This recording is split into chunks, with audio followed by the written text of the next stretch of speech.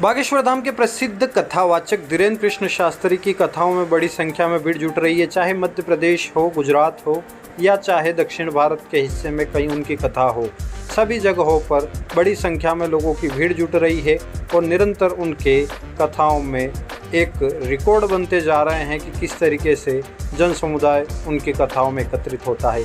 इस तरह लगातार उनकी कथाओं में भीड़ जुट रही है। इसके बाद कई सारी उनकी बातों से राजनीतिक लोग सहमत होते हैं तो कुछ लोग असहमत होते हैं और राजनीतिक बयानबाजी का दौर भी धीरेन्द्र कृष्ण शास्त्री को लेकर चलता रहता है। जी हाँ, बागेश्वर धाम की प्रसिद्ध कथावाचक धीरेन्द्र कृष्ण शास्त्री को लेकर कई तरीके की राजनीतिक टिक्का टिप्पणियां भी होती। धीरेन्द्र कृष्ण शास्त्री अपने बातों में अपनी कथा के दौरान कई दफ़ा हिंदू राष्ट्र की बात करते हैं और हिंदू राष्ट्र से जुड़ी हुई बातों पर कई दफ़ा विपक्षी दल और कई सारे नेता जो हैं उन पर कटाक्ष करते हैं, उन बातों से अपनी असहमति जताते हैं और धीरेन्द्र कृष्ण शास्त्री को लेकर भी कई सारे बयान देते हैं। इस तरह उनके समर्थक भी हैं और उनकी बातों का विरोध करने वाले लोग भी हैं।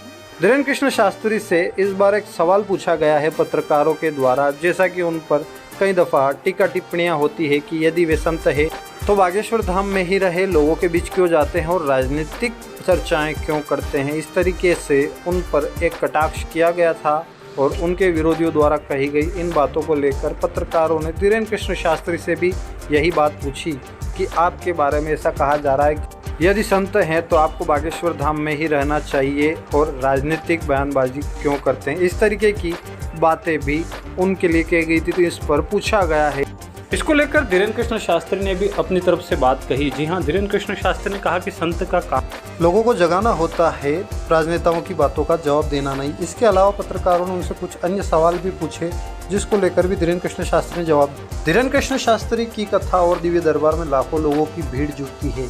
आपको बता दें, धीरेन्द्र कृष्ण शास्त्री अपनी बातों में अक्सर हिंदू राष्ट्र की बात भी करते हैं। इसको लेकर भी पत्रकारों ने धीरेन्द्र कृष्ण शास्त्री से सवाल पूछा था कि हिंदू राष्ट्र को लेकर क्या कहेंगे, तो उस पर भी उन्होंने अपनी प्रतिक्रिया क्या कुछ कहा धीरेन्द्र कृष्ण शास्त्री ने, आप स्वयं सुनिए।